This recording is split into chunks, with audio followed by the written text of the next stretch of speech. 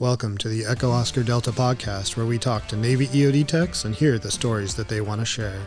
All ideas, thoughts, and statements are those of the guest and the host of Echo Oscar Delta, and not of Navy EOD or Navy as a whole. All right, today I have Bob Pizzini. He did 24 years in the Navy, retired 26 years in the Navy. No, I appreciate it. Yep, that's my math skills. They're a little loose. Retired from EOD as a lieutenant, deployed all over Europe, all over Asia, to Iraq, and is now owner of I Fly Virginia Beach and an author of Elevate Your Leadership, which just came out not too long ago, right? December of last year. Awesome. So I appreciate you coming on. Yeah, this is cool. Hey, I appreciate being here. And from your very first episode, I thought, man, this guy is onto something. This is really cool.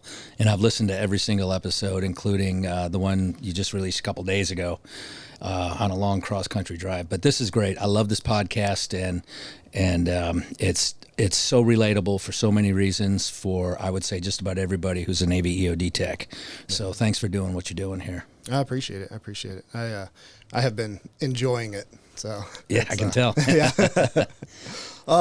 So yeah, I guess starting off, how'd you find out about EOD? Yeah, I know you ask everybody that question, and of course I wrote about it in my book, so I've got kind of, a pretty well-prepared response because I tell it quite a bit. But quite simply, as a kid, I grew up watching the undersea world of Jacques Cousteau, and I was enamored with diving, scuba diving. So at a very young age, I became a certified scuba diver, and I got a job at the local dive shop in Kenosha, Wisconsin. Grew up diving on Lake Michigan and all the lakes around the Midwest, and I loved every bit of it. And then in high school, I discovered this book called Navy Diver in the library at Tremper High School, in Kenosha, Wisconsin. How would a book like that be on that library shelf, in this little lunchbox town of 80,000 people? But I read the book, so now I knew what Navy diving was and what a Navy diver was, and I thought I wanted to be a commercial diver.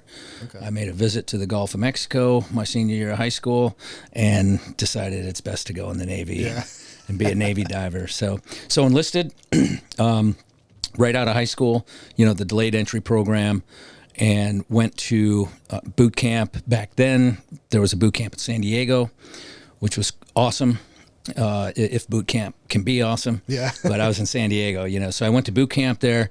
And back then, there was no guaranteed program. There was no signing bonus. You go to boot camp, and that's where you take the PT test. And if everything goes well, then you can go to dive school. Well, I didn't know what a SEAL was, and I didn't know what EOD was. I just knew Navy diving. So it was a SEAL who gave us the test. And I did fine on the physical aspect, push-ups, pull-ups, sit-ups, run, swim, all that. No problem. Then I went for my eye test, and whoever gave me the eye test said DQ'd. Really? You can't be in the program. And I walked away from that eye test with tears in my eyes because the only reason I came in the Navy was to be a Navy diver. So then I go to the reclassification office. I add 2 years to my contract so I can get in this advanced electronics program. So now I'm up at Great Lakes going through A school and BEE and all the electronic stuff. And while I was at Great Lakes, I took the eye test again. And this corpsman says, your eyes are fine to be a Navy diver. So I walked away from that eye test with tears in my eyes. Jeez. And I went to the schoolhouse and I said, hey, there's been a mistake. I need to reclassify again, go back to Navy diver. They're like, no. That's not how it works. Yeah. You're on a 6-year advanced electronics contract. And, after 6 years, then you can think about that. And, long story, well, it's already been long. But to shorten it real quick, I failed out of that school. And I got orders to second class dive school after that. In Pearl Harbor, Hawaii, on top of that. So anyway, I was a second-class diver. I was assigned to the Naval Medical Research Institute in Bethesda, Maryland, which is a research facility. Basically, back then, all the physiological research was in Bethesda, and all the equipment research was EDU in Panama City. Okay. It's all combined now in Panama City, and the facility in Bethesda is closed. But While I was stationed in Bethesda, there was a Master Chief EOD tech, Dennis House Connect, who was stationed there as well. And I was just so impressed with this guy. And he talked about how EOD guys go to college and, you know, and he showed me pictures of some of the ops they were on. And I was like, wow, I want to do that. So it took me a while to get from a brand new second class diver to EOD school. I actually went to first class dive school. I was a first class diver for 4 years, the whole time knowing that ultimately I wanted to go EOD. And you had to be an E5. So I knew that I would be able to apply one day, and I did. So Mudsu, my first class diver tours were USS Preserver, which was a salvage ship out of Little Creek, and then Mobile Diving Salvage Unit 2 out of Little Creek, and from Mudsu, I went to EOD school. Okay, nice. So yeah, straight to Eglin, straight to EOD school. You know, skip dive school. Yeah. So it sounded like that might have been a strategic failure. Yeah. It was, and they knew I did it. That's awesome. And I got my ass chewed like you would not believe. Hey, it's worth it in the end, though, right? Oh, totally. Well, you know, I did some soul searching during that. Even though I was 18, 19 years old, I did some soul searching, and I was like, you know, my eyes are good. Yeah. So I'm qualified. I can go. It's why I joined the Navy, and I'm going to do whatever I need to do to get to dive school. Yeah. And so I rolled the dice, knowing that, you know, if I failed out of that school, things might not go the way I wanted them to. But you know, Lord willing, yeah, things worked out. That's great. Being a prior diver coming to EOD school back then, did you have to go through all the diving stuff again? How'd that process work? It's interesting because I didn't. I went straight to Eglin. This is when there was the 31 program. Okay. And so the first phase of EOD school was Eglin, and that was your demo phase. And then you went up to Indian Head to complete, Navy EOD school, to include Area 8. And so I went straight to Eglin, and I had 31s. There were 31. This is, you know, the 5331 program. EOD assistant was active back then, which I thought was a great program. And so I had 31s in my class that down the road, they eventually, you know, went and did a 31 tour, came back, went to EOD school, and wound up being stationed with all these guys. So, Eglin, okay. Indian Head, EOD Mobile Unit 8, man, Italy. That's awesome. I've heard a lot more, you know, when I came in, I knew about the 31 program, but not really. And since doing the podcast, that sounds like it was a pretty good gig doing the 31. Yeah, I think it was. I think the Navy instituted it for the right reasons. I don't know why they got rid of it. Maybe something to do with the rate or, you know, the rank structure. I'm not sure, but it was a great program and a lot of good. You know, I've got a lot of friends who are, you know, retired Master Chiefs now, great EOD techs, but they came in through the 31 program. Yeah. Doing your deployments as EOD. So you said you had a couple rounds as a diver deployments and then EOD. How different was that? So it was very different for a variety of reasons. In the dive community, you know, as a first class diver on a salvage ship, the ship deploys like any other ship deploys, right? So, but we didn't do like the ship I was on. We didn't do like a Mediterranean cruise or, you know, anything like that. We just did Caribbean, you know, we did just kind of like small local stuff. I think probably the longest time we were underway was maybe 2 or 3 months at a time. And you know, because the salvage ship basically just went around and did salvage jobs. Yeah. Airplane crashed, barges and things like that. So the salvage ship, but we were ship's company. We were chipping and painting on the fantail like I was a freaking career bosun mate. Yeah. And I have to tell you, out of my 26 years, can't forget those last 2, right? Yeah. So out of those 26 years, the absolute worst 2 were the 2 years I was on that salvage ship. Yeah. And I know so many first-class divers who say the best years of their career were when they were on that salvage ship. Really? You know, not the one I was on, but other salvage ships, you know, and just the time frame that I was there, the leadership that was on the ship, you know, I won't name names, but it was, back then I didn't know it because I was in E4, but the leadership was terrible. And when you have terrible leadership, you know, I almost got out. I was like, wow, this is what being a salvage diver is all about. Like, I'm not interested in this. I mean, we didn't even dive that often, you know. Really? We just maintained that ship, and that was not what I signed up for. Yeah. So then I transferred from there to Mobile Diving and Salvage Unit 2, and now we're flying all over the place, doing dive job after dive job after dive job. I was a unlimited diving supervisor as an E5, and so I had my own dive team, and that was awesome. I loved every single bit of that. But it was from there that I wound up going to EOD school. So to answer your question, the difference, the diving community was not task organized the way the EOD community was. You know, you have detachments, now we have platoons, but back then it was the mobile unit and then detachments and regularly scheduled deployments, whether it was on now what we call CSG or ESG. Or some other type of deployment. So very, very different in deployment structure. That's all different now since Navy diving and the Mudsu's fall under EOD. Right. And so great evolution in the community in terms of that goes. I think they made the right moves for the right reason. And so now everybody is kind of task organized the same way in terms of platoons and a pre-deployment training cycle and your deployment. You know, it's all the same. So back then, very different. And when I came into EOD, that organization, that unit structure, that pre-deployment phase, you know, and then you go, you're certified as a team, and you go do whatever the job was. That was very refreshing compared to the diving community. But again, it's the way it used to be. Right. Diving community is awesome now. Yeah. Coming in and doing EOD, the train up and everything, what was it like back then, and did it well, I guess first, just what was it like back then? Sure. Well, so my first detachment, EOD Mobile Unit 8, Detachment 4, it's kind of like your first girlfriend. You know, it's even though you're not together anymore, it's just one you're never going to forget, you know? Right. And I loved that detachment. So MCM detachment, right? So mine countermeasures, or what we call massive cargo movers. Yeah.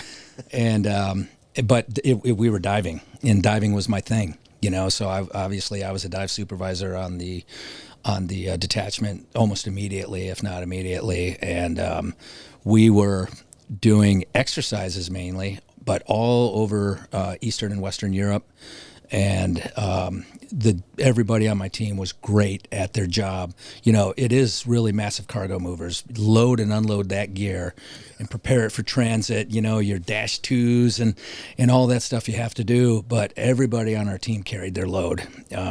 We didn't all get along all the time. You know, I've heard everybody who's been on this podcast talk about the love-hate relationship in the team. And it's so refreshing to hear, because it's like, okay, it wasn't just me. Yeah, right. It wasn't me.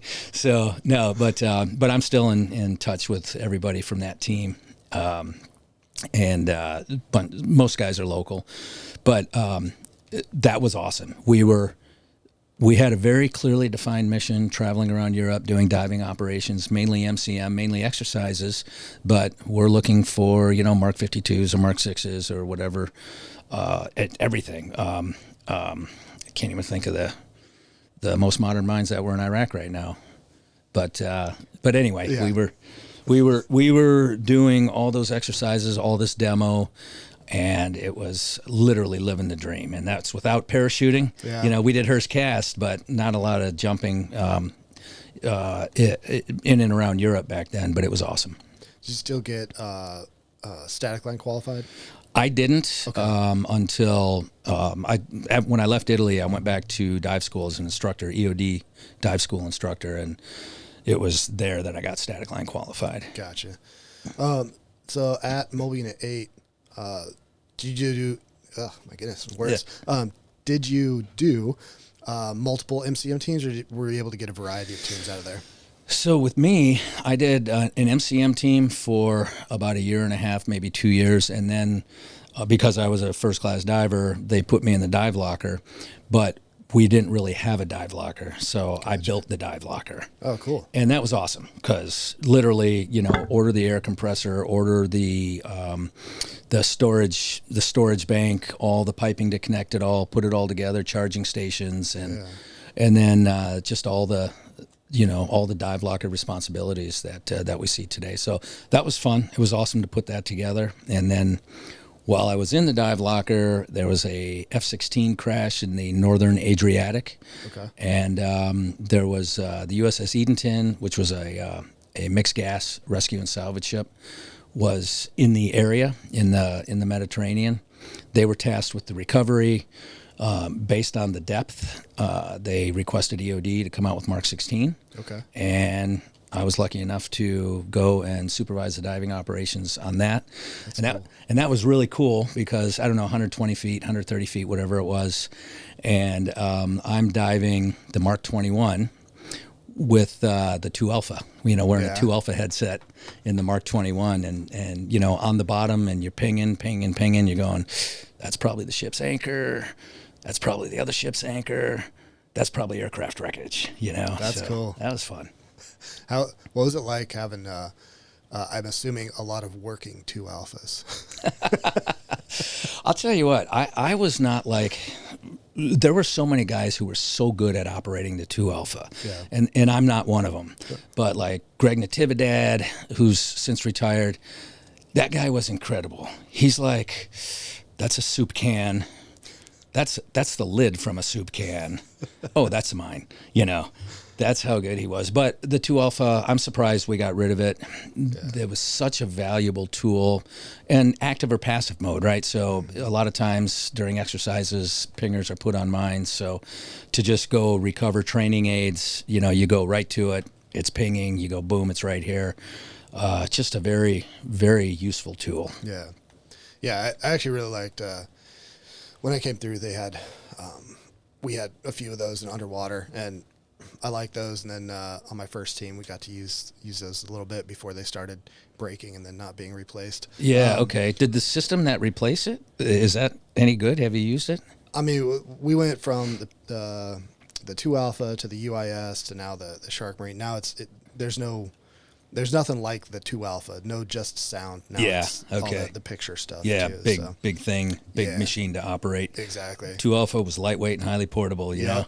Yeah, it was cool. And you just for a little while anyways, you felt cool with the earmuffs on underwater and your little radar gun looking thing, Yeah. It's cool. It's cool. That's Navy EOD, man. Exactly. It's like it's literally in the recruiting posters. Yeah. Then going to Guam for the next sea tour. How was, obviously Guam's very different location than the Med, but how was that? So Guam was awesome. I was there for 5 years, but a lot of things happened while I was there. So career milestones. So let's go back a little bit to Panama City. I was an instructor coming towards the end of my tour, knew I wanted to go to Guam. Okay. Or back to Mobile Unit 8. Yeah. I love the overseas experience and everything that comes with it. The detailer wanted to send me to Little Creek, to Mobile Unit 2. Gotcha. And or to San Diego, Mobile Unit 3. So, hey, he gave me a couple choices there, Mobile Unit 3, San Diego, Mobile Unit 2, Little Creek. And I was like, well, what about Mobile Unit 5? I mean, overseas, come on, that's got to be a tough fill, Yeah. And there was another chief at the dive school. He just wanted to go to San Diego, Mobile Unit 3. And the detailer's telling him, no, I got to send you to Guam, man. You got to go to Mobile Unit 5. So anyway, we got that deconflicted. Nice. And I went out to Guam, and it was awesome. I went out there as a chief. I got a mobile detachment as soon as I was there. We did a shipboard tour. We did the Kitty Hawk, cruised on the Kitty Hawk. And those are, you're pulling into a port every couple weeks. It's not like, some big crazy underway. My whole team got our air warfare when we were on the Kitty Hawk, nice. Myself included, even though, I already had surface warfare and I was already selected for LDO. Yeah. And, but my whole team, we did the did the air warfare, and that was cool. It was fun, you know, and it was EOD dudes being EOD dudes, just getting after whatever was there. Yeah. So that was fun. But I knew I was going to commission a few months down the road, and that was kind of funny too, because I wasn't. I was at Mobile Unit 5 in Guam for maybe a month, 2 months, something like that. Our team was FEPing out, getting ready for deployment.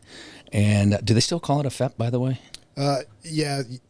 Okay. It's still called a FEP. Okay. We do an FTX, which is your FEP. Okay. So, yeah. So we were going through that process, and we get called up to the commanding officer's office, myself and my OIC, brand new OIC.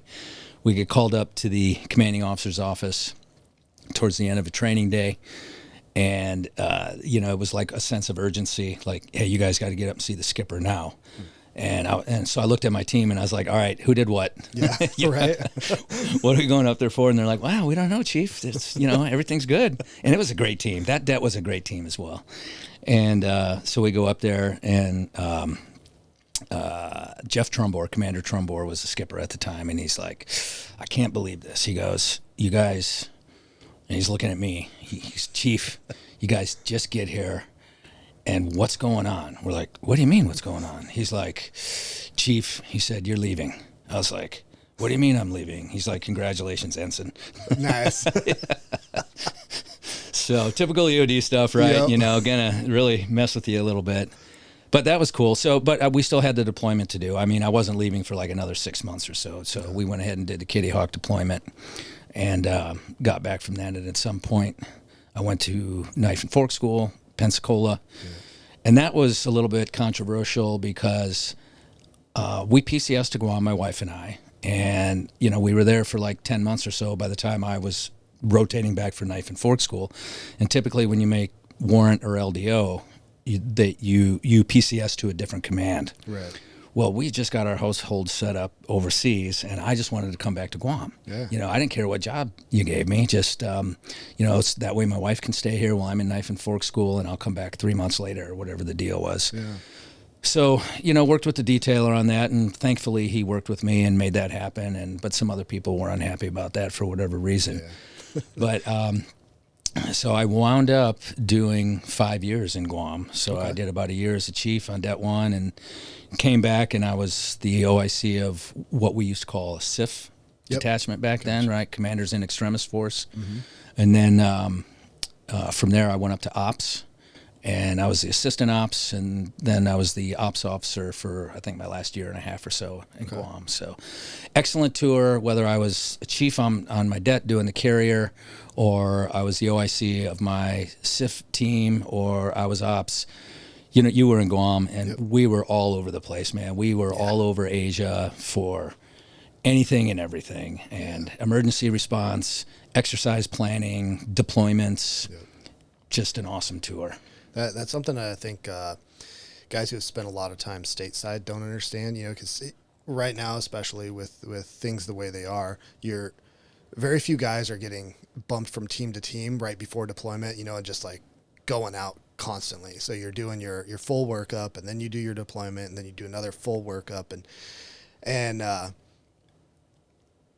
over there, inside of your full workup, you may be going to 2 or 3 different countries, and then you deploy, and then you come back, and they're like, we're going to keep you together for a little bit because we need you to do something else. And then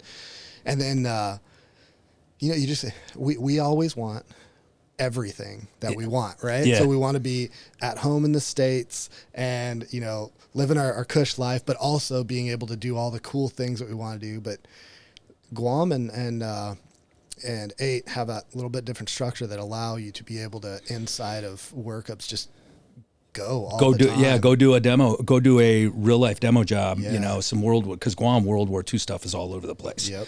And Det Marianas, you know, and then there was an Air Force det up at Anderson Air Force Base, but they're always looking for help on a demo job, or if you're a younger, newer guy and just want to get some good experience, you know, we would send when I was the ops officer, we would send people out on things like that to get the new guys some experience. You know, hey, Det 6, we need one body. We're going to take him for 2 weeks, and you know, he's going to go here or there or whatever. So yeah, all that stuff. And then just, traveling around Europe, I mean, there's Thailand and Singapore and, back then Hong Kong it was still Chinese controlled, but just not as overtly as it is now. Yeah. But, and all the little islands around there, Palau and Saipan and Tinian, and we did exercises or real world responses all over the place.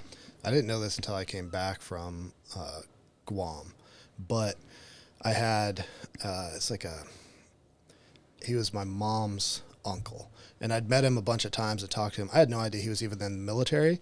Well, after he passed, was talking to his son when I was going through chief season, and I learned a bunch, and man, I wish I would have known and then asked questions, but he was on, he was on Tinian watching Saipan get bombed in World War II. Yeah. Wow. I'm like, man, a missed opportunity. Yeah. Granted, I had no idea. Yeah. But there's some crazy history being For over sure. there, which is pretty cool. Did you make it out there to Tinian especially? I went to Saipan, but I never made it to Tinian. Okay, where the bomb pits are on the runway where they loaded the Enola Gay. Yeah. So just incredible history out there, and still there's, the way they do it out there is there's a local guy who kind of collects all the ordnance. Like people find ordnance all the time, and so this guy kind of puts it in a collection holding area, and then EOD goes out there, 3-4 times a year and spanks it all. So just a really cool experience overall. And like you said, the history has really tapped into it. Any place you go there, you see the history. I mean, you see tanks still sitting there, Yep. in it's either Saipan or Tinian, like 4 feet of water, there's a tank, partially submerged that's been there since World War II. Yeah. How is going from, being chief of a team to now you're going back as the OIC? Yeah. So, like everything, there's a learning curve, right? And like everything, like every EOD tech I know, we think we know everything. Yeah, absolutely. Yeah. And we always do. Yeah. So you walk into a job or a position and you're like, hey, I got this. We can make some changes around here. We're going to start doing it this way. I got this. And with that SIFDET, we deployed with an Army unit. Mm-hmm. And so we get out to the Army unit and, I'm Ensign Pizzini, and they think I'm some dumbass junior boy, you know? And so the Army guys are kind of giving me a hard time a little bit. And, but overall it was fun. I just had to, you hear it all the time, right? When you go from E6 to chief, there's a change. There's a career change. When you go from chief to ensign, you gotta step up. You gotta be an ensign. You're not a chief anymore. Right. And it just took me a while to realize that. I mean, I love being a chief. I love everything about being a chief, and it took me a while to, And they gave me as part of my commissioning, they gave me the brain housing group removal kit. They spray painted my anchors blue and drilled holes in them. They're like, hey, motherfuckers, you're not a chief anymore. That's pretty funny. It just took me a while to get it. Yeah. So, but once I got it, then I was able to hone in on, making sure I was doing things for the good of the detachment, not so much at the technical level, but at the administrative level, meaning, hey, funding, we have to be properly funded to do our job. When I went from Guam to OIC of Det Banger up in Washington State, so nuke det, right? And I didn't know anything. I mean, I went through nuke school and EOD school, but I don't think I really spent much time thinking about nukes since then, other than for my master board. Yeah. And now I'm the OIC of a nuke det, and but by then I had learned my job was to make sure that the team, man, train, equip, right? So making sure, and I've had long discussions with the detailer. Hey, I've got a nuclear response mission here, and my AMD says I need to have 6 people. You can't tell me I'm good with 4. Right. And so, just all those, and then funding. Our detachment was ridiculously underfunded. And, I went up, my OPCON, my operational commander, was the base commander. So I went to the base commander and said, here's my rock and Poe. how do you expect me, or how can I expect my team to fulfill all these missions in the Rock and Poe when we really don't even have adequate funding? We're not even a line item. He goes, well, let's take a look at that. And he looked at the master funding list, under Navy installations and all that. And he's like, yeah, you're right. You're not a line item. He goes, that's your starting point right there. Become a line item. Yeah, exactly. So, I spent most of that tour, and then trying to get our facilities renovated. We needed proper facilities within that detachment. And, I just did what all the guys before me did. You go there and you try and make it better. Mm-hmm. And, by the time the fruits of your labor occur, you've transferred a year ago. Yep. It's like you go back there 2 years later and you go, oh yeah, man, I worked on that. Yeah. So there was a learning curve, to answer your question. There was a learning curve, and I'm sure there's plenty of guys out there who would tell you that I did pretty well, and there's plenty of guys out there who would tell you that, he's still going through the learning curve. Yeah. That's true with everybody. Yeah. Yeah. There's always somebody to be on the opposite side of the argument. Yeah. Yeah. So actually, backing up a little bit, so your first EOD shore duty was dive school. Yeah. Yep. Were you purposely trying to go to dive school because you like diving, or did that just happen? I wanted to go there big time. I was a firm believer. I went through second class dive school, first class dive school, EOD school. And so that whole schoolhouse experience, I loved it because I was learning. There was leaders who were leading. I love it when the training team chief comes in the classroom and he turns the light switch off. Right? What does that mean? Everybody get down and start pumping them out. Yeah. And but that team building and the technical stuff that you're learning, I just loved the way Navy diving and Navy EOD runs their schoolhouses. And so I always wanted to, kind of pay it forward, or, go do my part and contribute to that training environment. So I wanted to go to Panama City bad. And it's funny because I wanted to go back to Panama City. Yeah. And when I left Guam, the detailer is like, originally he said I can go to Det Cecil, which is Florida, close enough. And then he's like, sorry, I just gave somebody else those orders. You can go to the PEP billet in the United Kingdom. Okay. Or you can go to Det Bangor in Washington State. And my wife was 6 months pregnant with twins. I'm not going to go from Guam to the UK. Yeah. So it would have been a cool tour, and I would have done it otherwise. But I wasn't doing that. So Washington State. So, but yeah, I wanted to go there to Panama City, and the way it was then, and it's probably the same now. You have specialized diving division. So Marine Combat Diver and Navy EOD were kind of like one division. Okay. And it was, again, just you meet great people, you learn, and as an instructor, I learned way more about Navy diving than I taught. Yeah. I thought I knew it all going there, like everything else. And man, there was just so much to learn, and that was a great tour. The other thing that's awesome about being an instructor is then when you go back to an operational unit, in my case, like when I went to Guam, there were, I think, 3 guys on my detachment that I put through dive school. Okay. So you already know them. Nice. Yeah. And so that you already had this high level of trust, and this excitement to work with each other.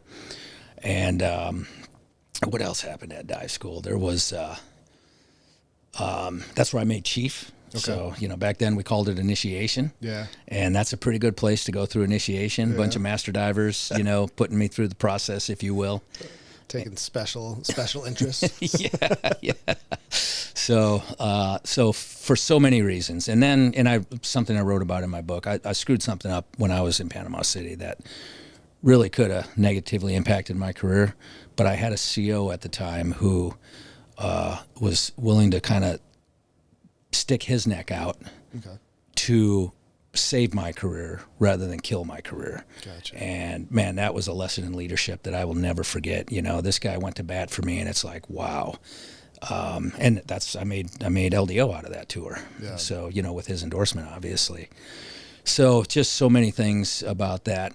And I always wanted to get back there, but just never worked out. Yeah. You talked about kind of the team aspect, and that's one thing that's kind of seems like it's a big part of you. And I'm sure it's carried over to kind of what you're doing now. But you know, on the chief side, and then the LDO and the OIC side of things, where did that fit in to like your everyday? I'm coming to the job, and then the team aspect of it. So again, that took me a little bit of time to kind of figure that out, because, you know, I can't be P1 anymore. Right. You know, I wanted to be the tool guy. I'm happy to be the tool guy, you know, but that's just not really your job. My job is to communicate with everybody else, you know, in the chain of command, and let the chief report to me. But ultimately, you know, I appreciate every experience I had and every lesson I learned. You know, if I could go back and do it all again, I would try and be better. Yeah. But you learn, and that's somebody who I've got a lot of respect for, referred to me as a learning machine. Yeah. And I've never heard that term before. And when he said that, you know, I was humbled, obviously, but what I realized is, in Navy EOD, we are generally learning machines. Right? We're going to learn it. We're going to learn it quickly, especially complex things. Yeah. We're going to learn them. We're going to learn them quickly. And in my case, I only know it for as long as I need to know it. Yeah. Perishable skills, right? Absolutely. Everything is perishable in what we do. And it's like, okay, that's a 50-meter target. I'll relearn that shit another day. Yeah. But I got this 3-meter target that I've got to study up on right now. Right. So that methodology of learning, you know, when in doubt, Charlie out. Yeah. That methodology of learning has served me very well, you know, while I was in the Navy, and it helped me transition to what I'm doing now for a couple reasons. One is, at some point, you know, I developed great confidence. Yeah. It's like, if I can make it through Navy EOD school, dude, there's a lot I can do. I mean, I can't lay tile straight on a floor, you know? Yeah.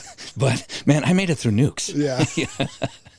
So if I can do that, you know, and really I think one of the things that we're all good at is we can kind of zoom out, see the big picture, and say, okay, I'm going to need a bunch of these for that and a bunch of those for this, and execute. Yeah. A couple things that you highlighted about, you know, just things that made kind of an impact or good, notable portions of your career. Two things. One of them, which I did years later as well, but participated in Cobra Gold. It sounds like with that tone of laugh, that there's some stories that instantly pop into your mind. Yeah. Well, of course, you know, there's classified and unclassified, right? Of course. But on the unclass side, this kind of addresses one of your other questions too, because Cobra Gold actually for me was a lot of professional growth. You know, if people believe you can do that when you're in Thailand for 3 months, you know, on full per diem. But a couple things happen, you know, regarding Cobra Gold and, you know, those deployments, if you can even call those deployments. Right. So at the time when I had just become the operations officer, and this is post 9/11, so this is probably like 2002, maybe 2003. And Cobra Gold was an annual exercise. Mobile Unit 5 does it every year, usually 1 or 2 detachments, tops. And we had an 1140 who was assigned to CTF 76, so Commander Task Force 76 in Japan. He was on the staff there, basically. CTF 76 was our operational reporting commander, right? That's who EOD Mobile Unit 5 worked for. So they get this new EOD staff officer on the staff there. Mark Sanders is his name, and he calls up and he's like, "Hey, I'm kind of overseeing you guys for Cobra Gold, for the planning for Cobra Gold." He's like, "Bob, are you coming out to the planning conference?" And I was like, "No, I was going to send somebody." And he's like, "I think you should come out for the planning conference." Yeah. I was like, cool. So I went out for the initial planning conference. You know, there's an initial, a mid, and a final. 3 planning conferences, and then the exercise, right? So you go to Thailand like 4 times a year. And so I go out there for the initial, and I'm kind of expecting it's kind of the good time, and everything's templated, and we're just gonna populate the templates with the modern names and numbers, and go on with the exercise. And Mark was like, he goes, man, 2 deaths. He goes, why don't you bring the whole mobile unit? And this is before we were doing war zone deployments. Yeah. He's like, why don't you bring the whole mobile unit? And I was like, the whole mobile unit? I go, man, mobile units don't deploy. Yeah. Mobile units, duh, right? I was like, mobile units don't deploy. And he goes, well, they should. And he's like, and I can resource you based on my position here. I can give you whatever you need to deploy the whole mobile unit. Wow. So I was like, wow, that's cool. So now my thinking totally changed. Now I'm like, all right, first of all, I got to go back and sell this to the commanding officer, and then, figure out what availability we have to deploy the whole mobile unit, because we got guys out on, carrier crews and doing other things. But that's what we did. We, did all the planning conferences and deployed the whole mobile unit. And when I say deployed the whole mobile unit, I mean, we did air ops like they've never done air ops before. Really? We got 25 American jumpers and 25 Thai jumpers on a joint jump that it took a full day just to do the brief. That's with translators and everything. Yeah. Full day to do the brief. And then, so some little funny stories in the weeds there. So that year of Cobra Gold, first year we deployed the whole mobile unit.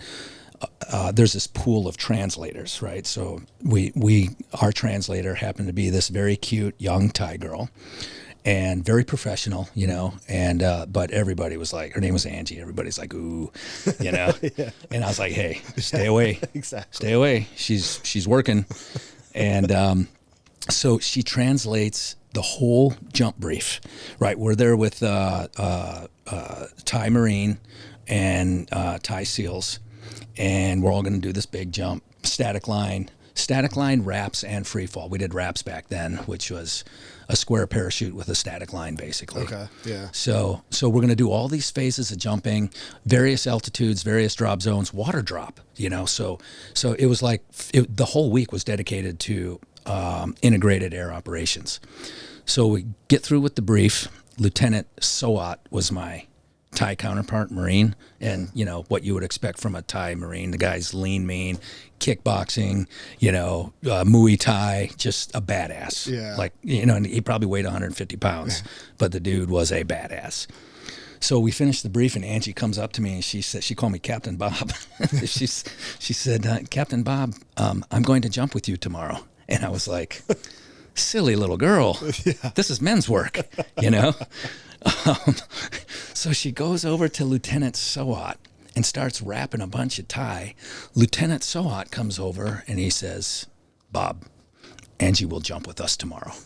She was a Thai Marine. Oh, no kidding. She was a rigger in the Royal Thai Marines, and she worked for Lieutenant Sowat. So why didn't he start with that? But she got out, and now she's doing a contract to translate this whole thing. So so that was cool, man. So that's awesome. So Marine Corps C-130. The other part of that is Marine Corps C-130, and Kenny Norman, Senior Chief retired, one of my best friends and one of the best EOD operators really I've ever worked with. Yeah. But Kenny's the free fall jump master. He briefs the whole thing. So we had 22 Thai jumpers at the jump brief. And then the next day, when we're gearing up and getting ready to go, there's 30 Thai jumpers sitting on the tarmac. Sounds about right. Yeah. So Kenny goes and briefs the Marine Corps pilots, and then comes back out, and there's this conflict, and the Marine Corps they were like, nah, we're not doing this. And anyway, Kenny saved the day, and we were able to get the jump off. But just one of the very cool things that we did while we were there. And we did MCM when we were there.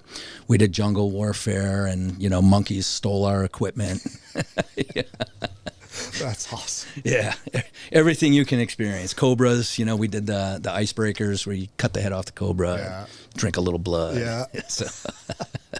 That's pretty cool. That's insane, deploying basically the whole mole unit though. Like, Yeah. that's awesome. Yeah, and part of that, right? So they have the MSCs out there, Military Sea Lift Command. Yeah. The pre-deployment war reserve ships and all that. So and those things they're looking for a reason to pull anchor and cruise around. Yeah. So we wound up we went to DRMO on Guam and got like 3 or 4 wrecked vehicles, including an old ambulance. Put all that plus all our boats and all our equipment. We put it on that MSC and shipped it over. And so we were doing VBIEDs, That's awesome. and in the at this demo range that was kind of like on the edge of a jungle, and we had a bit of a fire there we weren't expecting, and that was another one of those where I thought, oh, I just ended my career. Yeah. And then the Thai guy comes over and he's like, no big deal, it'll burn out.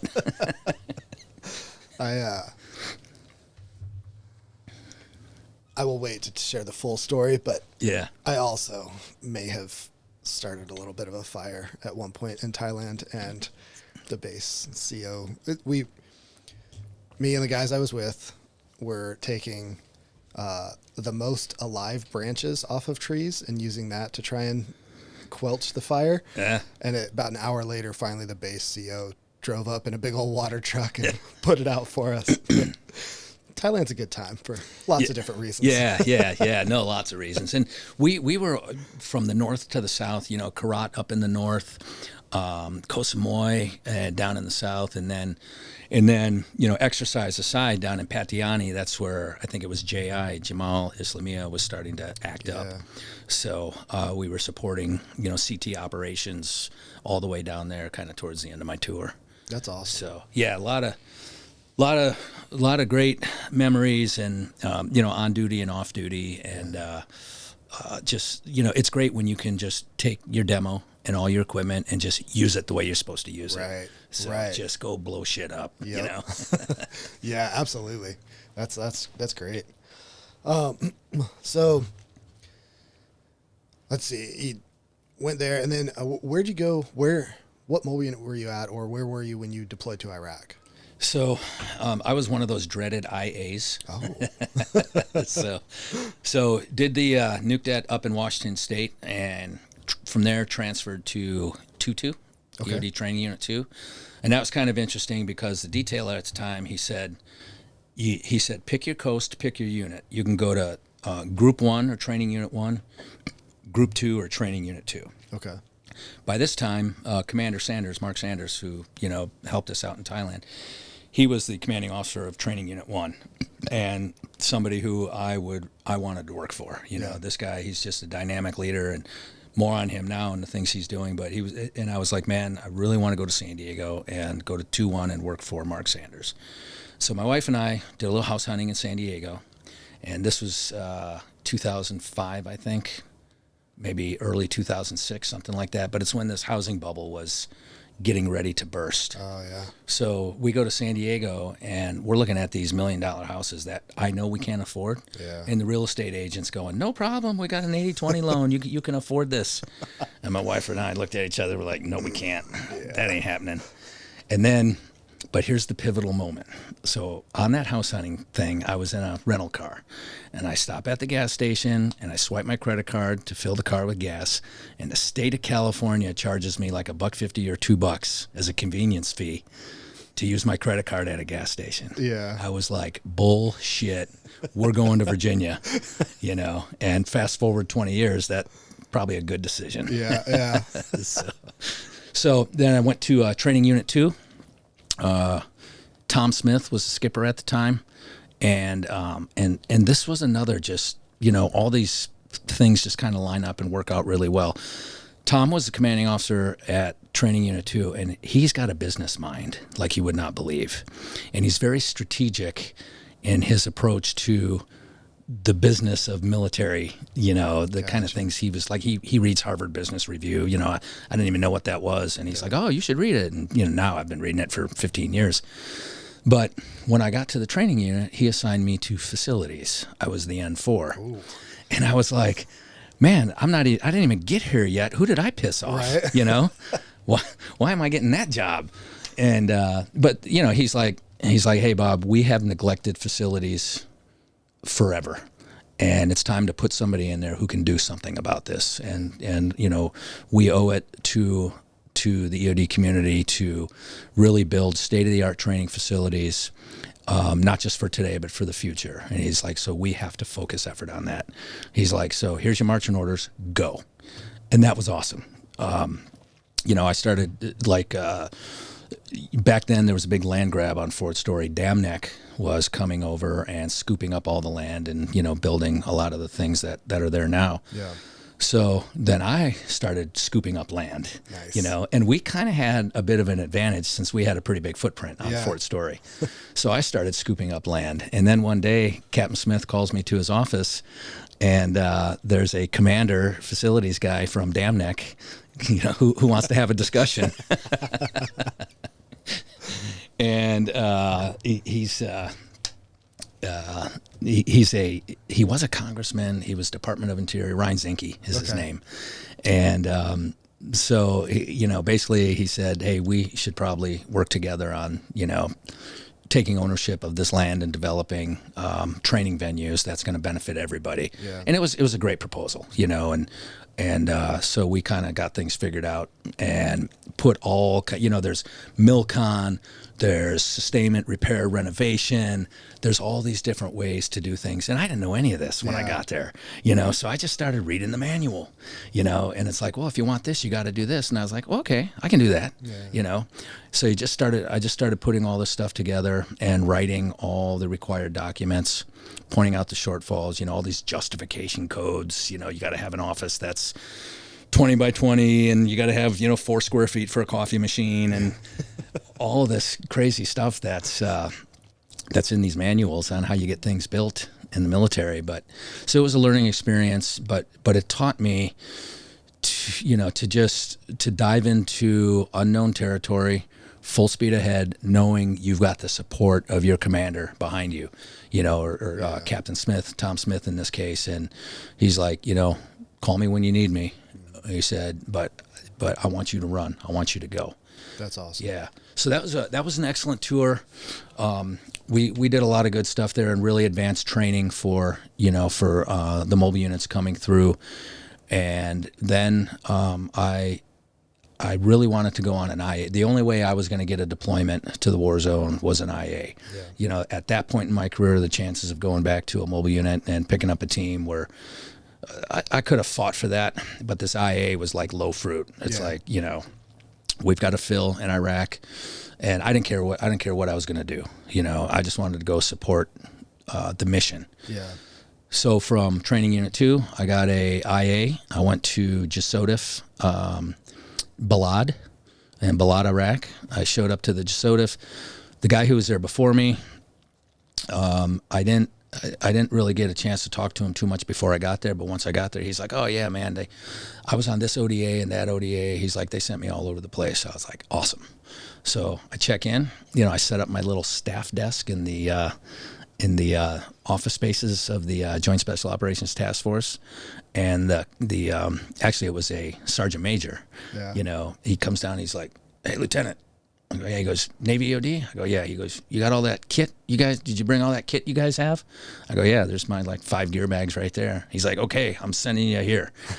And nice. So he sent me to an ODA. So I was there for 8 months, and the vast majority of that was on an ODA towards the south, Basra area, Amara specifically, and it was called a JSS, a Joint Security Station, and we were building an Iraqi police force while conducting missions. And I was there when it was the transition from American-led missions to Iraqi-led missions. Yeah.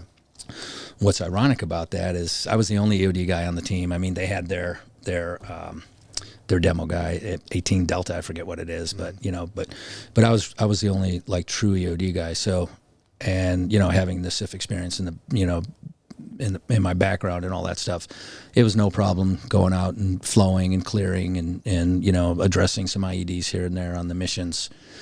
But after a point when the Iraqis had to lead the missions, then the leadership of the organization I was with, they were less interested in escorting Iraqis or or taken the back seat. Yeah.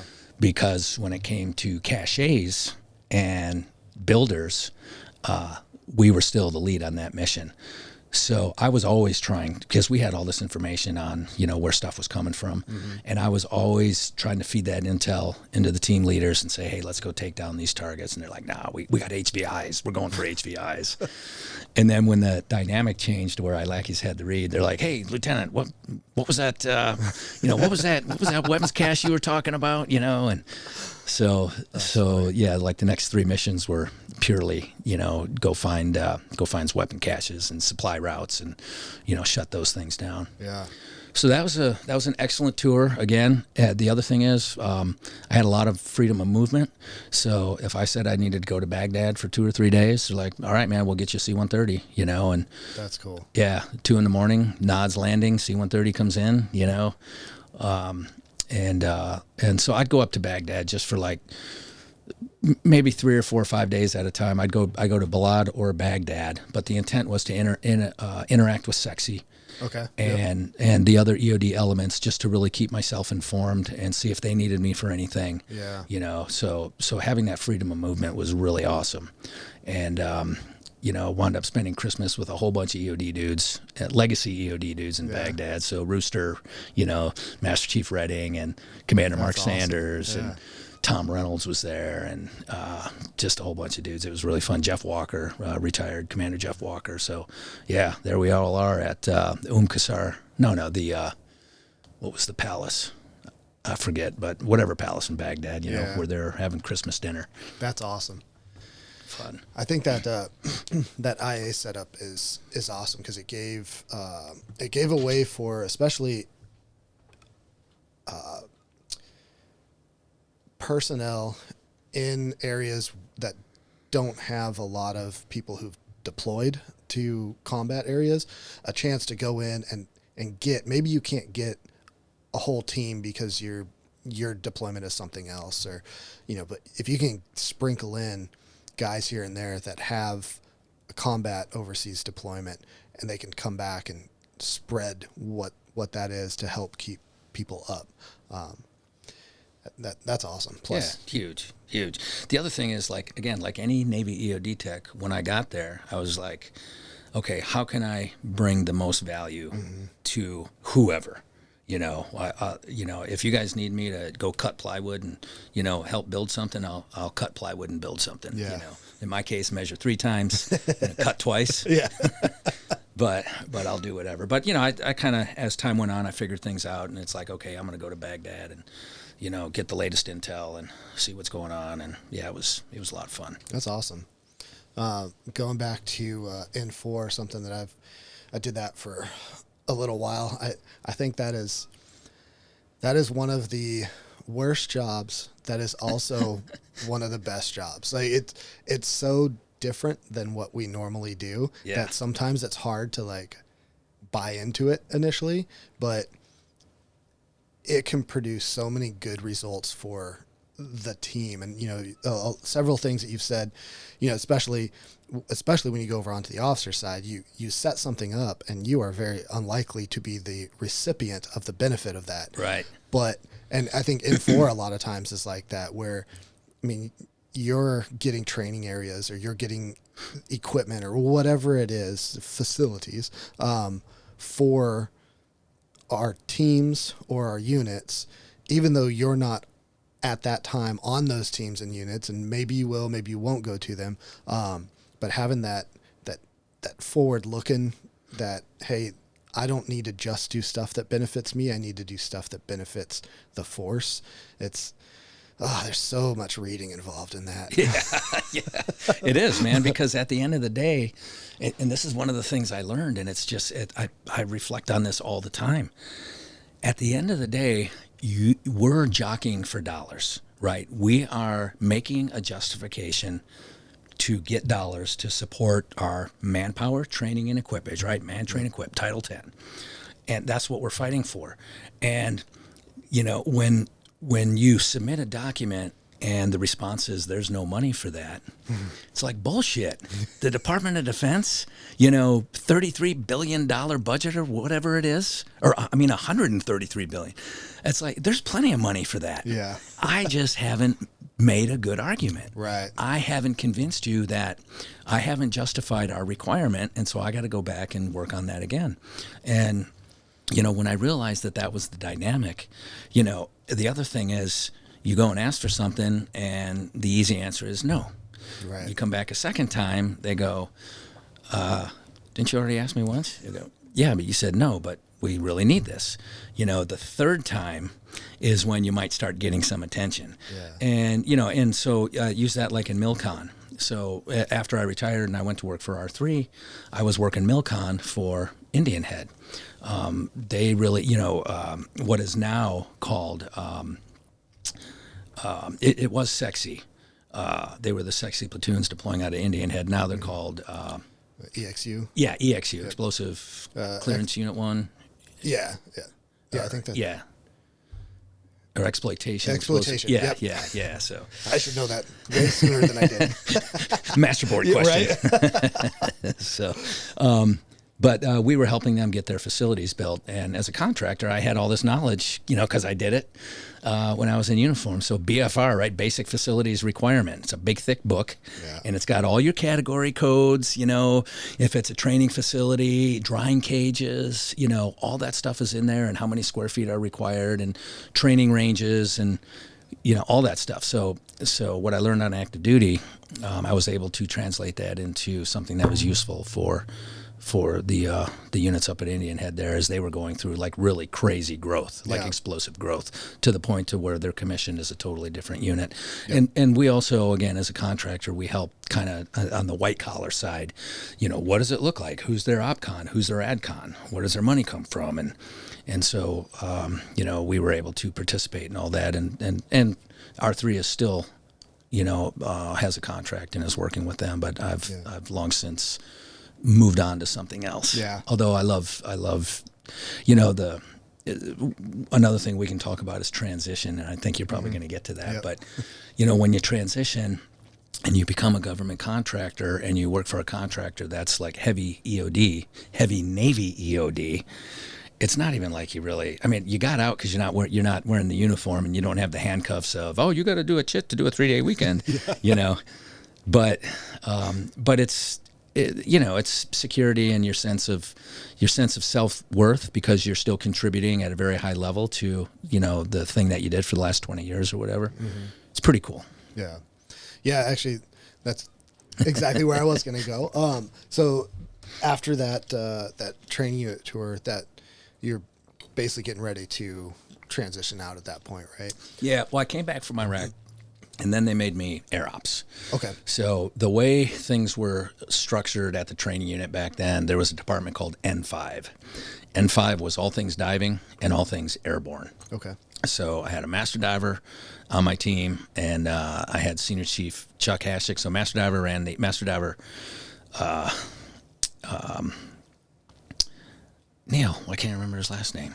It's PTS, or it's TBI, but yeah. Anyway, Wolf. I had master diver Neil Wolf, who ran all the diving stuff, and then Senior Chief Chuck Hashik, who ran all the airborne. And by this time, I had learned my lesson that they got it. Yeah. Right? All I need to do is about twice a week say, Master Chief, is there anything I can do for you?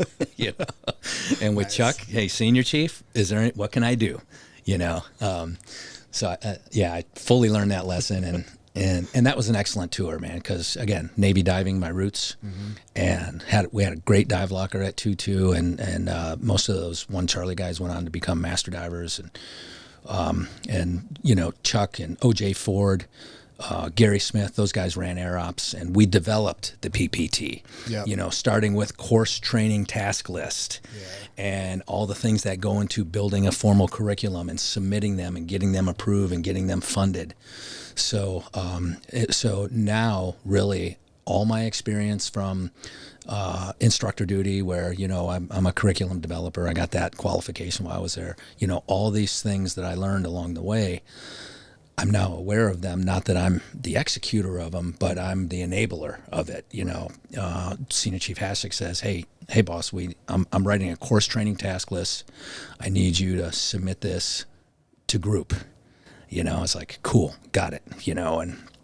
And just ran through the whole thing and built a formal curriculum, which is now what we call PPT. Yeah. So looking at it and just kind of like hearing the different pieces in your career, it seems like things set you up to kind of be where you're at now, as far as, you had leadership that got you into, hey, look at how businesses are actually ran and structured and the setup. And then there's a little bit of air ops in there, here and there, right? So just a little bit of passion with a little bit of like, how to actually execute on something that you're interested in. Is that kind of a fair assessment? That? Oh, absolutely. Yeah, 100%. So when I was part of that N5, diving in air ops, on the air ops side of things, we would go to wind tunnels in different parts of the country. And we'd go to Paraclete in North Carolina. We'd go to Eloy in Arizona. A trip or two to Paris, north of San Diego. Yep. And while we were there, I saw two things that just stuck with me. One is every other unit from Virginia Beach was at these same locations, right? So NSW2, the other guys, and all the EOD teams. I mean, everybody was at these wind tunnels training. And then when we weren't training, I saw mom, dad, and the kids, right? I saw the civilian business aspect of the model. Yeah. And 18-year-olds on a date and birthday parties and bachelor parties and the group events, the corporate group events. And for about 2 years, when we were either driving back to Virginia Beach or flying back to Virginia Beach, the discussion for half of that trip was, why isn't there one of these in Virginia Beach? Yeah. And I wasn't thinking about it really seriously back then, but, it's like, Commander so-and-so from Dam Neck, he's got the territorial rights, or the city won't let you do it because it's too loud or it's too noisy. There was just all this rumor and incorrect information. And so we were at a PPT. I knew it was like going to be one of my last. And I called the manufacturer of the equipment, iFly. They're called Sky Venture, but just call it iFly to keep it easy. And they said, there's a lot of interest in Virginia Beach. We're working with some other groups right now. And I knew that. I knew there were other dudes trying to get this done, which is why I didn't, think I had a chance, really. Couldn't even spell the word business back then, And, they said, but if you want us to take your number, you can get on the waiting list. I was like, cool, here's my number. Hung up the phone. Didn't think about it again. So we go on that last PPT. We fly back. This is when I had my Motorola Razr flip phone, right? So we fly back from Arizona, get off the ramp of the C-130 at Oceana, open up my flip phone, turn it on, and it rings. And it's iFly calling me back, going, hey, are you still interested? And I was like, holy shit, man. And I said, well, where am I on that waiting list? And they go, well, if you write us a check, you can be the first one on that waiting list. You can be in front of line. You get head of line if you write us a check. I was like, well, how big does that check need to be? And they gave me the number, and I was like, just go ahead and, you go ahead and keep working with, I don't think I'm going to make it to the front of the line there. Yeah. But that got me thinking serious about it. What if, and it's like, okay, I did all this cool shit in my military career stuff. I mean, I was not a stellar high school student, and this is common with a lot of people who have been on this podcast. Yeah. Very athletic, most people, but not the best students in high school or whatever. And I was not the best student in high school at all. But once I joined the Navy, became a Navy diver, then all the math is mission driven. Right. It's like I'm working on a decompression profile or a mixture of nitrogen and oxygen. So I'll solve for X. Yep. But when I'm sitting in a classroom, solving for X and Y because it's X and Y, like I can't wrap my head around that. Yeah. You know? Exactly. So now it's like I did all these things in my military career, and the other thing that was obvious to me is somebody was going to do this in Virginia Beach one day. Yeah. There's been like 5 people who seriously tried to do it, or groups. Now I'm looking at it, somebody was going to do this. And I thought, man, I'm pretty well positioned being the Air Ops guy.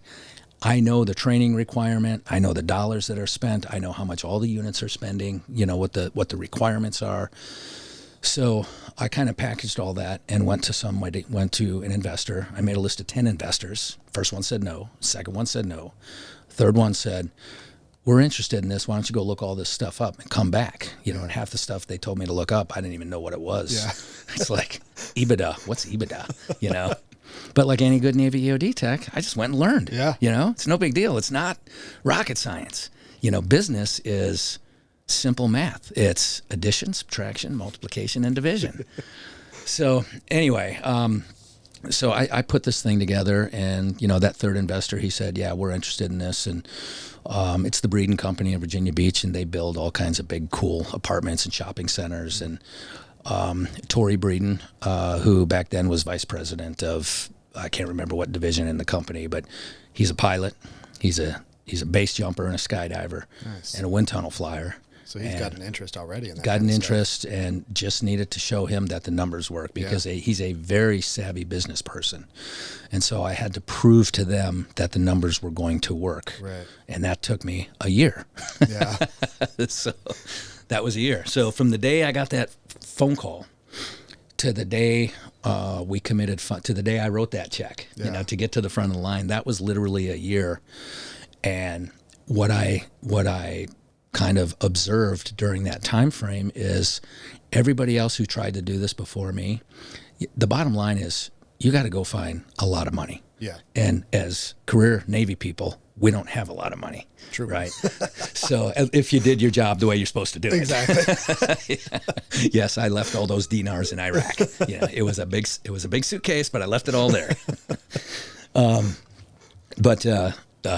So I put this thing together over a period of time, and eventually they said, let's do it, let's execute. So all these other people kind of gave up on the effort, and every time I had a meeting with the Breeden Company and I went back and looked up the things they told me to look up, I just felt like we were making progress. Yeah.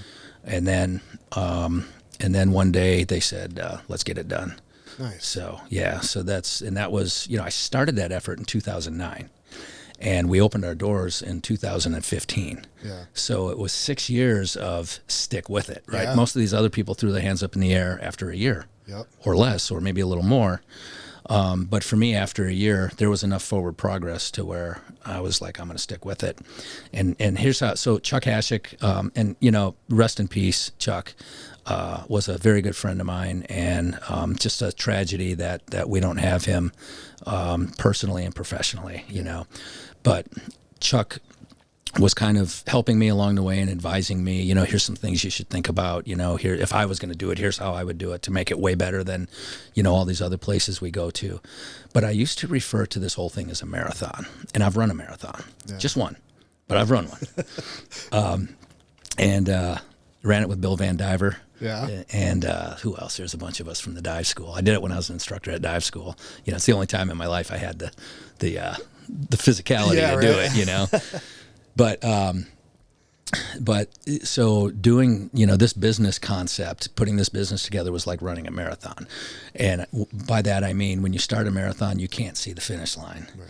You just have faith. You're like, I can do this, at least I think I can. Yeah. And I think I can enough to where I'm going to try.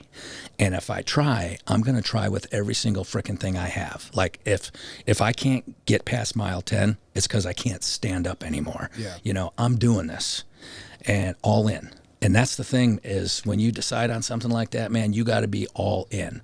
So I just bought a Ford F-150 Lightning. Yeah. EV, right? EV, battery vehicle. Dude, you got to be all in, right? If you're going to do an electric vehicle, you got to be all in. I'm not trying to save the the environment. Yeah. I think that's a bunch of BS, but I do see and I have experienced great advantage of driving an electric vehicle. Yeah. Like 580 horsepower. Yeah.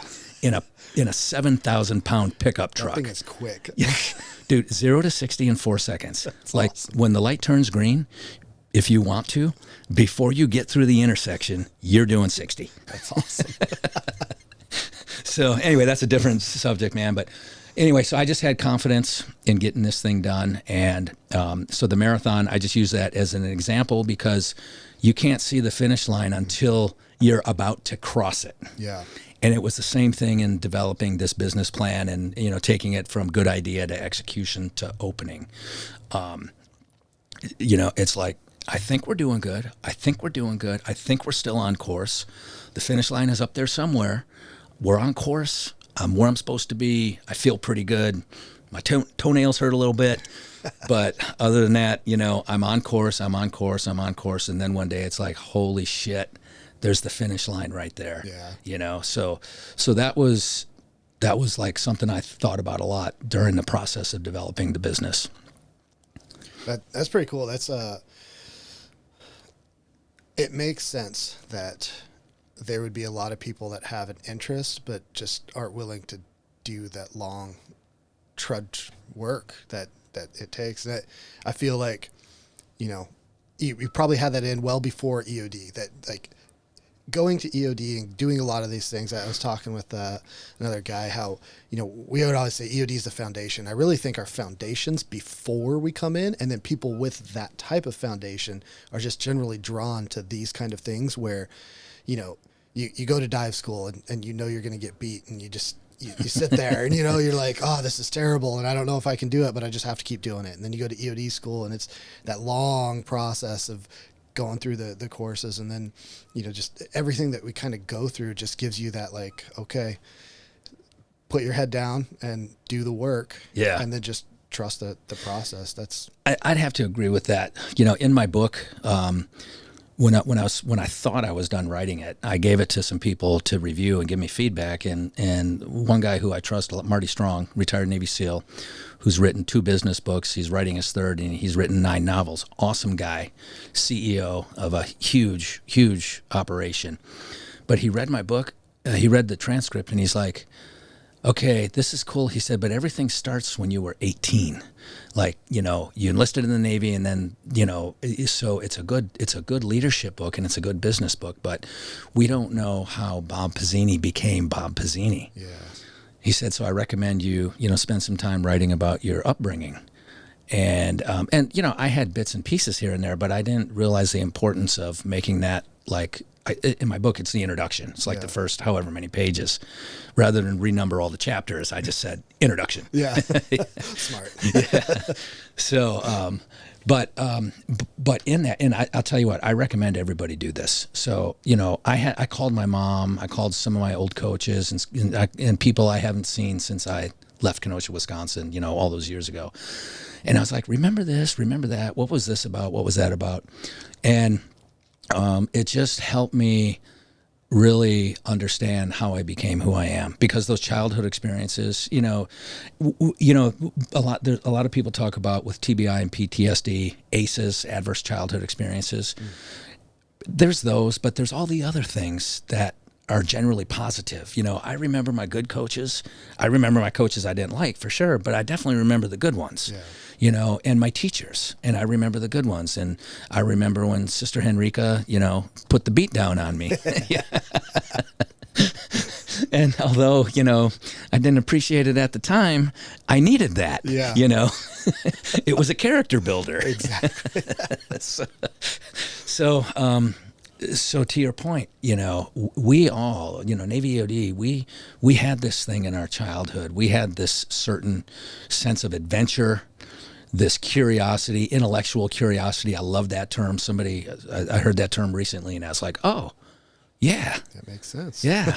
So we, so when guys who not everybody who applies, but people who make it through the schoolhouse and then go on and have, fairly successful careers, we do have those traits in common. Yeah. That actually lines up perfectly. So when did you start thinking about writing the book? Yeah. So you know me, if you haven't gathered this by now, there's a long answer to everything. Yeah. So we've got like 4 more hours to go, right? Excellent. Got all day. Yeah. So is that beer over there? So at iFly, everything is like a stepping stone for the next thing, right? So when we built iFly, me and my partner went and visited like 10 wind tunnels around the country. We even went to Germany. That's another story, how we almost got arrested in Germany. But a female German police officer with an H&K, Yeah. tapping it on the window, directing you to roll down the window and shut the car off. In this case, there was a certain appeal to that. Yeah. So she was young, she was blonde. And it's like, yes, is that an H&K? So anyway, but we went to all these different wind tunnels because we were going to custom design our facility, and we were going to make it custom design it, number one, to be a super high-end experience because you pay a lot of money. Yeah. So when you walk through the front door, you got to go, wow, this place is big and beautiful. Yeah. And then after you paid all your money and you leave, you go, that was awesome. That was worth it. And I didn't know any of this at the time, but my partner did. Facility design is critical to customer engagement, customer satisfaction, customers coming back. Mm-hmm. So within that, we designed a conference room. Have you been on the 3rd floor at iFly? No, not. I've been in the. No, I haven't been up to the conference room area. Okay. So, first deck is reception and retail. 2nd floor is the flight deck. And then the 3rd floor is admin space. And we built this big, beautiful conference room that overlooks the ocean front. And we did that for corporate events. Okay. So host your corporate event, host your corporate offsite, host your employee appreciation, customer appreciation, team building, whatever it was. Host your event here. And so we had and still have a very good business model with corporations, whether it's their Christmas party or whatever. So we do all these corporate events all the time, and it's a lot of fun. And every now and then they would ask us, can you arrange a coach, or somebody to talk to us about leadership or communication or team building, team structure, things like that. And every now and then, so we would go out and get these like John Maxwell or some of these other certified, coaches and speakers and all that. Mm-hmm. And it was awesome. I've met some really great friends through that process. But every now and then they would ask me to sit in on the presentations or the discussions. And like any Navy EOD technician, I would listen to the presentation, like on leadership, for example, and I would go, I can do a better job than that. Yep. So, and at the same time, I was looking for leadership development for my team. So I have 40 employees and 7 including myself, 7 people on the management team, on what I call the leadership team, right? And I was looking for leadership development for my team. And we did Franklin Covey, and we did Dale Carnegie, and we did these things that are locally available. And they were good, but they weren't what you and I grew up with in leadership development, and just to briefly summarize it, in the military, they train us to be a leader, they put us in a leadership position, and then they say, now go out there and lead, knowing we're going to fail. And when we fail, whoever that is, where it's the LPO or the LCPO or whoever, when we fail, they pick you up, they dust you off, and they say, now get out there and do it again. Mm-hmm. And that's what was missing in the private sector as far as I'm concerned. So I just couldn't find the development. I had people on my leadership team who were afraid to do things because they were afraid if they messed it up, they were going to get fired or I was going to otherwise react negatively. Yeah. And that's just not my style of leadership. That's not what I learned in the military. What I learned in the military is that's your teammate. You pick them up, you dust them off, give them a little pat on the butt and say, now get out there and do it again. Yeah. And let me know what I can do to help, Yep. And so I put this course together for my team and they loved it. And they were like, where has that been? And then my general manager, Jason Laverius, he's a former Navy SEAL, got out as a lieutenant commander. He's like, Bob, man, let's grow this. Let's get big with this. You're onto something here. So that led to a one-day experience at iFly. So I built out this whole curriculum. We talk about leadership throughout the day, and it's very interactive. Yeah. I'll throw out a concept. I'll throw out my experience with the concept, and then I'll say, now what's your experience with this? Or, you tell us a sea story. And that process evolved, and I enjoyed doing it. It was like a new thing, because iFly, my team runs iFly. I mean, they don't need me around. Yeah. So they know what they're doing. I have an incredible team. But so I created this course, this one-day course, and the key to it was the flight experience. I had this wind tunnel where I could bring in corporate teams, and for their team building thing, they fly, and then we go up in the conference room and have these very focused leadership discussions. And that was going. This is pre-COVID. It was going very well. Actually had some guys from the group come out at the time and participate, and they're like, "Man, this is awesome!" And we're going to try and bring this back to the EOD leadership pipeline. And then COVID hit. Yeah. So now I can't even have people in the building, Yeah. right? So I had to pivot. So I started this online thing, which was everybody was doing, and Zoom was exploding. And anyway, during all that, I thought, and I was told, because I belong to this mastermind group called the C-Suite Network, and there's people who have written books and teach courses, and they speak and they coach and they do all that, and they're telling me how they put everything together and how they're successful, and they said you should really write a book. So a book can be a glorified calling card if you want to do that, and so I wrote the book partially with that in mind, but also, I want it to be it is an Amazon #1 bestseller. Yeah. I don't mean to chest thump, but it's not a New York Times #1 bestseller, right? And I'm sure it never will be.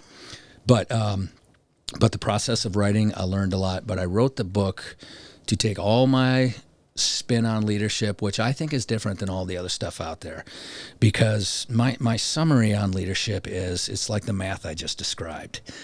Leadership is not a complex undertaking. It's not algebra. It's not calculus. But that doesn't mean it's easy, because you're dealing with human beings who have lives. And in their lives, they have parents who are in failing health, a kid who might have an addiction or a mental health problem or struggling in high school, a dog that needs to go to the vet, a car that needs to go to the shop. All that stuff is real. Right. And in the private sector, they don't pay enough attention to that, as far as I'm concerned. Yeah. And, like I said, I had people who wouldn't be big and bold and audacious because they thought if they screwed it up, I was going to fire them. When in reality is, if you screw it up, I'm going to be right next to you and help you and lift you up and hey, let's go do this together. Don't be afraid. You've got teammates here and we're all in this together. And that's all prefaced on moral and ethical character. If people have good moral and ethical character, and when you jack something up, you own it. We're good to go. Absolutely. That's how I survived that ordeal in Panama City. Is I screwed something up, but the CO realized ultimately that I had good moral and ethical character, and I was a go-getter, and he put me on a path for recovery. Yeah. So I don't know if that answers why I wrote the book. Yeah. But that's why I wrote it, and it's called Elevate Your Leadership, available on Amazon. But if you're a Navy EOD team guy, come down to iFly and I'll give you a signed copy at no cost at all. Nice. So at least I can do to kind of pay back to the community what's been given to me. So you can get it on Amazon.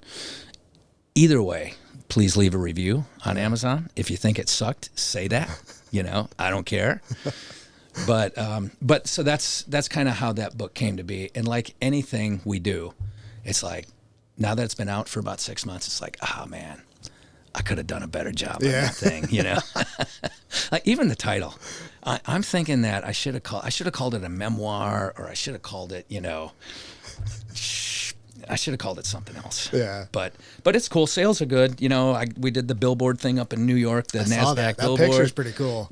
That is legit. That was fun, man. That was so fun. Even though the million people in Times Square when that ran, nobody gave a shit. Yeah. You know, people didn't stop and go, "Oh man, there's an EOD badge up on the billboard." You know, so yeah, time didn't stop. Nobody gave a shit, but my publisher, you know, that if when you hit Amazon #1 and you hit some other metrics, then that becomes available, and it's pretty cool. That's awesome. So yeah, I think there's, when it comes to leadership, like you're talking about, having people that are willing to do something that may seem a little bit risky if it's in line with what the goal is. The mission. Like, it's when somebody's like completely out of left field that you're like, all right, buddy, like now we need to talk. But man, if you're in the military, meeting the intent, you know, and something goes awry, okay, well, let's figure out, maybe it went awry because of just something small that we can fix and then put it back on track. But having people that are willing to do that, if you don't, it's going to be incremental, if any growth. Otherwise, like, man, you have to be able to risk, just like you did, be able to risk 6 years of your life, essentially trying to develop. Can we get this done? It looks like we can, you know, just year after year after year, just making the things moving, you know, footsteps at a time, maybe meters at a time. Exactly. But if you're not willing maybe to inches do at that, a time sometimes. It sounded like there was a lot of people who weren't willing to do that. And man, looking at where the business is now, bet they're like, if I would have just.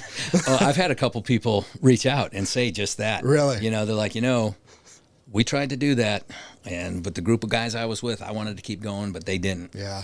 And like I said, somebody was going to do this in Virginia Beach one day.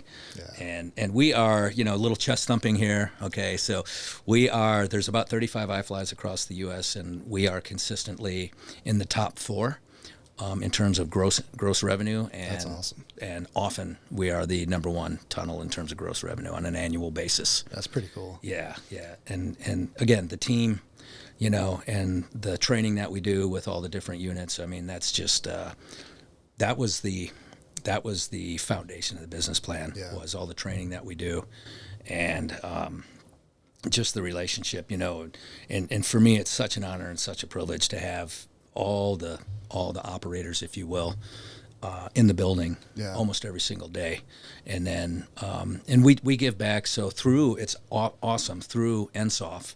You know, we do one day a year where it doesn't cost the family anything, and it's a donation to NSOF. And you know, you bring active duty, retired, former, you know, just got out, veteran, come in with your family and fly with us. And we do it through Navy SEAL Foundation as well. Yeah, I actually want to, you know, with the business and through the business, it seems like it's enabled you to give back specifically through NSOF and then other ways too. You know, quite a bit. I mean, it seems like you're involved quite a bit in as many ways as you can. Yeah, too many ways, really. You know, so like I said, I just get involved in too many things. But one of the cool things we do, it's called SeaTac Soars. So there's a school 4 miles down General Booth Boulevard called SeaTac Elementary. And we have a 13-week youth league program. So if you want your kid to come and learn how to fly over 13 weeks, it costs you $1,000. And so we have youth league. Well, we donate youth league to 12 fifth graders at SeaTac Elementary. And these kids, the school has got all the resources they need. It's a Title I school, Achievable Dream Academy. These kids face challenges in their neighborhoods and in their homes. Yeah. And so we created a program where every Thursday at 3:30, the school bus drops 12 of these kids off, and we have them from 3:30 till 6:30. We feed them, we fly them, and we have somebody talk to them about something interesting. You know, I coach hockey, high school ice hockey, so I talk to these 5th grade inner city kids about ice hockey. Yeah. You know, and it's just a lot of fun. But that's one give back. The other thing is I'm real active with the Chamber of Commerce, and what I've discovered, you know, when you retire, and you'll discover this one day, when you retire, you go, I know they're going to call me back, man. Navy EOD can't live without me. The phone's going to ring. They're like, Bob, you know, will you come back? Right? And that never happened. And it doesn't happen. It doesn't happen for anybody. Actually, I know one guy that it happened to. Yeah. But so, you know, that sense of belonging and that real that real tight knit community that you belong to. It's kind of gone. I mean, not totally gone, but it's kind of gone. So the Chamber of Commerce for me has really replaced that, because the Chamber of Commerce, and Hampton Roads is one of the biggest, most active, most successful chambers of commerce in the country, and it's led by a retired Army Colonel Ranger, former Ranger. Oh yeah. So the fact that he's leading this thing makes it easy for me to get in line. Yeah. You know, but my point is the chamber has kind of, you know, filled the void that was left when I left active duty. Right? It's another community, something I can be involved with. You know, it's all voluntary, but we sit on highly influential boards, and we have a highly influential voice in and around the business community. And there's a political component to it, or what we call governmental affairs. And we want Richmond to pass laws that are favorable for businesses to succeed. Yeah. You know, minimum wage is one, right to work state is another. So, so you get involved in all these things because it's cool. And because maybe we're making a difference, maybe we're helping out, and that's my obligation. You know, I've been lucky and fortunate, and I've got a sense of duty to pay it back, pay it forward, or pay it back, and do whatever I can there. That's awesome. I was actually going to bring that up because I noticed, you know, I follow you on a couple social media things, and I do notice that you're involved in a lot of stuff with the Chamber of Commerce and whatnot. And it's funny. I wondered why, but one of the, you know, you always presuppose, right? The reason why I didn't even think about the fact that, as you get involved in business and as you know, start working towards goals that you want to be, you know, favorable towards, but that also would be a community that of like-minded people generally, right? Probably. Exactly. I'm sure, you know, that things that won't make it on Instagram or Facebook posts would be the arguments that you guys probably do have. Sure. But then come to okay, here's where we're going to go. Like, this is what the end result, you know, from all the discussions, and now we're going to push out towards the result, which is exactly what we did and do in Navy EOD. Yeah. Not every conversation has everybody exactly. Right. Yeah. So, I mentioned this in the book too, but I call that dynamic tension. Yeah. Right. And I think it's the most beautiful way to describe it. And Mark Sanders, again, who is like my mentor in life, you know, in uniform and out of uniform, but he introduced me to that term a long time ago, dynamic tension. Like, we can disagree with each other, you know, but don't be belittling and insulting and, you know, disagree with somebody's concept, but don't get personal about it, you know. Exactly. And at the end of the day, dynamic tension is good. Yes. You know, it gets you to where you need to go. And then, what was the other thing I was going to mention there? I lost it. Happens to me all the time. Oh man, now I'm thinking about how you lost it. And I had something and I lost it. Yeah. No, you know, I appreciate coming on and talking about all that. And you know, I'll go back to just I Fly. You know, I've been there several times through work, but then also not long after I came here. So my brother actually lives in Wisconsin. Oh, his family, fellow Cheddarhead. Yeah. Hey there, ho there. He went to college out there and then just never came back. It's beautiful there, man, especially in the summer. It is. I went a couple years ago. I went in October duck hunting up there. Oh, and nice. it's funny. I bought my shotgun that was meant to go duck hunting 6 years before I actually went, because I bought the shotgun and then it turns out I had my first son in September, and I was like, well, it's probably not good to leave right after you have a kid, you know, and I'm already gone all the time anyways. But finally went up there, did that. But just after I moved here, they go every, whatever holiday where you get a week off, spring break. Every spring break, they go to a different new spot. And since we had just moved to Virginia Beach, they decided to come down to Virginia Beach the next year, and took all the family over there and went That's flying. cool. And man, they had a great time. Oh, good. It was cool because I love it. I love getting in the tunnel and, you know, doing it, and then having them come in, and a little bit of like fears, you know, here and there.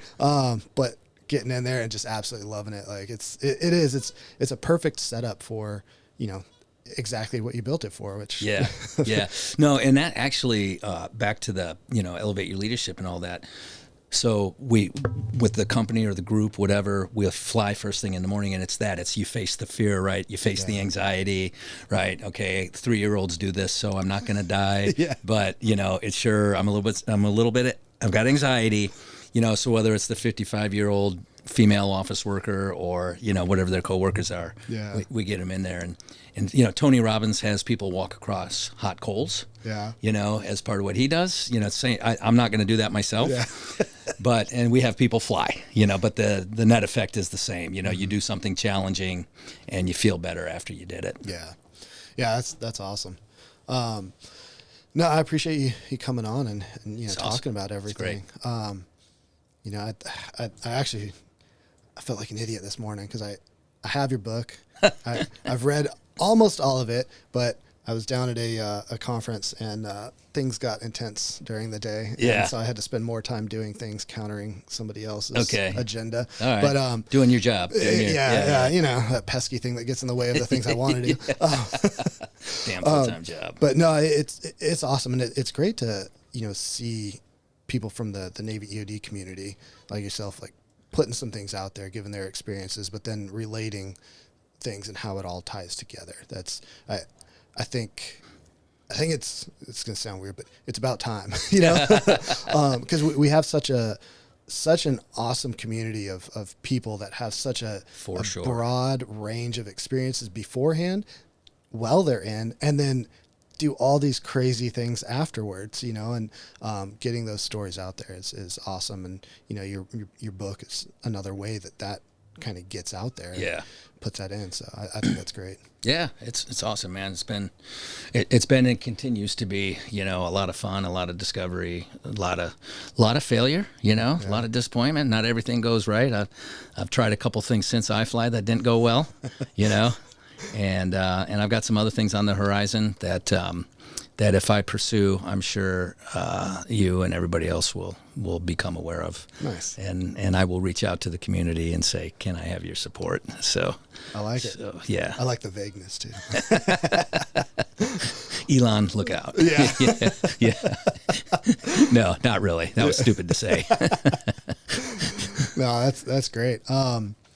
Is there anything that you want to kind of leave as like a parting thought, a word to whether it's, specifically the EOD community or just anyone in general? Yeah. I'd say a couple things there. One is, if anybody wants to come in and talk to me, and I'll just share my experience and what I did, which I pretty much did here. But, I get people who contact me all the time, not just EOD, but, just a lot of military people getting out. Mm-hmm. And like the Honor Foundation, I'm a coach mentor with them. And, but if anybody wants to just come and talk, and hey, here's what I did, maybe that'll work for you, maybe it won't, but I'm happy to help people pursue entrepreneurial endeavors or whatever else it is. So that's one thing, and the other thing is, if you have family in town, give me a call, and you'll fly as my guest, EOD, if you got family in town, whatever, just give me a call and we'll just make that happen. Awesome. Although I do appreciate, I've made that offer to a lot of guys before, and they're like, no, Yeah. So, but either way, it's all good. And then, the other thing is, it kind of goes back to what I've heard on all the previous episodes of your podcast is, we're all a bunch of knuckleheads, right? We have good days and we have days that are not so good. And same thing with the people that we work with. They have good days and they have days that are not so good. But we're all human at the end of the day. We got these chemicals that dump into our brain and tell us to do this or that or the other thing. And the more we know about that, the better we can control ourselves. Therefore, the better we can help others. Yeah. And I know it's a mixed message to a very simple question. But the other thing is, like, I went to the Marcus Institute for Brain Health about 3 years ago through the boot campaign. They funded it, the boot campaign. And since then, a bunch of EOD guys have gone, and there's all these programs out there for veterans in particular.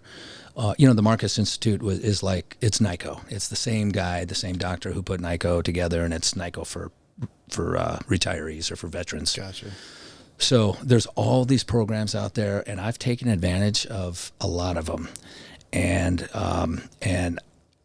I just feel like I've benefited so much from all these things, and Vets is next on my list if you're familiar with that. Yeah. It's a great organization, and they've got a pretty interesting program. VETS, I would just say Google it. I won't get into what they do, but okay. But again, especially for the retired community, there's so much out there.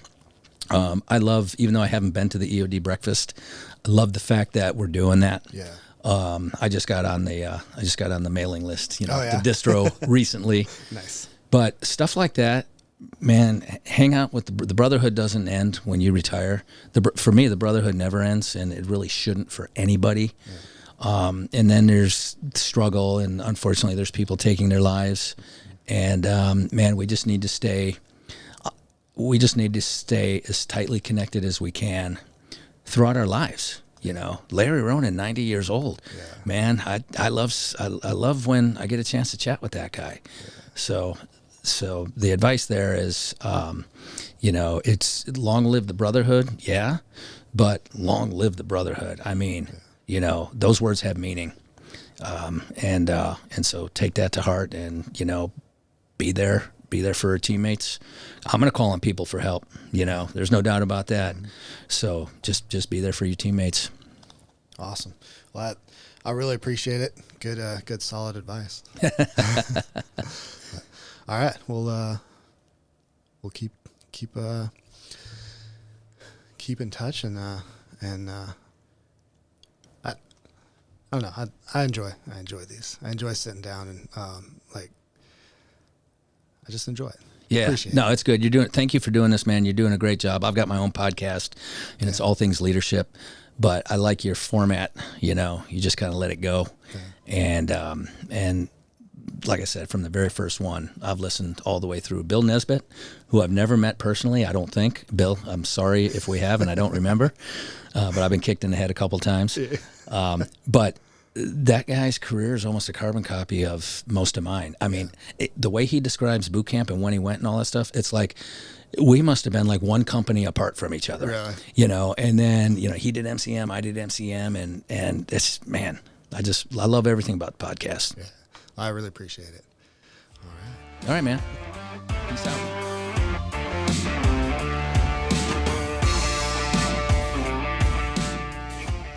Thank you for listening to the Echo Oscar Delta podcast, where we talk to Navy EOD techs and hear the stories that they want to share.